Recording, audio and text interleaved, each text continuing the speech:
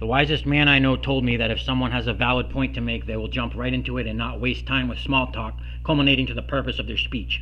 So here's why the network of people in the industries use my name on pages 19, 18, and 22. 19 in the occult world is symbolic of silence. It can mean to speak or to be silent. Most often 19 means don't talk about it. I highly doubt you'll be able to find anything about it on the modern internet, but simply put, it stands for the letter S, as in Stephen. My name is Stephen Arthur Hess, and on page 19 of nearly every printed bit of literature I can get my hands on, you will be able to put together a puzzle that will spell out my name and give various fillers of words that have similar sounds or pronunciations. Hess can be seen as has, his, she, this, or any number of craftily disguised similes of my name. They also use pages 18 and 22, and that is to blaspheme Revelation 18:22, and the sounds of harpists and musicians and flutists and trumpeters shall not be heard in you any more at all, and no craftsman of any trade shall be found in you any more at all, and the sound of a millstone shall not be heard in you any more at all. It is a sort of bragging right that these members of the family of Satan have to show off their crowning achievement in all industries, that they will be robbed of any part of his holy presence.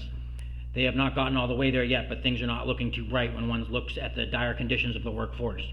Revelation in Hebrew is called Hazon. They use my name, Hess, as the haze, and on is another satanic blasphemy to refer to Onesimus in the book of Philemon. He was a prisoner who met Paul in his incarceration and was converted. It is a name that the enemy's forces use to refer to just about all Christians. Also, Hazon is a blasphemy when paired with the verse, "Blessed are you when they reproach you and persecute you and falsely say every wicked word against you for my name's sake." That is Matthew 5:11. I am not asking you to take my word for it. Rather, I'm asking you if it should strike your curiosity to pick up any book and do your own research. My family's been being used for the entertainment of wicked people, especially the entertainment industry, as far back as I can find proof of, and likely further still. I would ask that there be no spirit of fear upon you as you look to the evidences of how human trafficking actually takes place in every high aspect of every industry and business for the sake of our love and servitude of the true God of the universe, whom I call Jesus Christ. These wicked men and women profit and violate the minds and lives of our precious children through many different methods.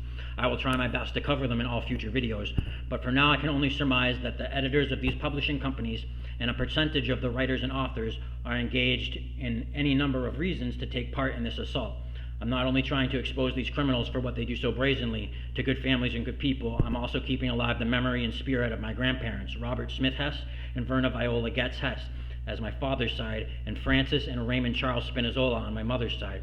Most often I find words like very or ever to refer to my grandmother Verna, but I think by the time this video is over, you will either accept what's being presented as factual proof in the face of those who persecute us, or choose to remain skeptical either for relative sake or out of fear for whatever they may be threatening your sense of safety.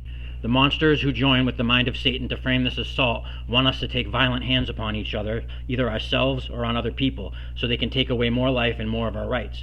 I'm not here to judge them, nor do I want to. I only want the truth of these matters to be told because it appears, however vain it may seem of me to say, that no one else will do this in the full light of day. We are living in the birth pangs of the very last days of time, and hell is a real place, a place God does not want even my persecutors to go to. God has written that every sin and blasphemy will be forgiven men, but blasphemy of the Holy Spirit will not be. Now I understand that to mean that blasphemy of the Holy Spirit is choosing not to do what the Holy Spirit prompts you to.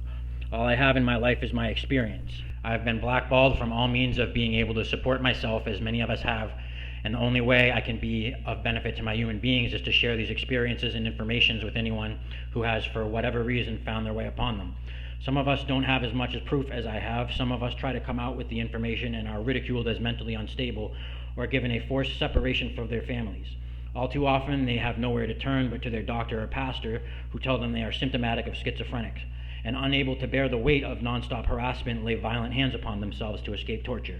Such people are why I am making these videos, that they would see they are not alone, nor need to be fearful of the would-be called artificial intelligence, which seems to have shown its face the last decade to my wit, at least as the ruler of this world, and to offer them some comfort.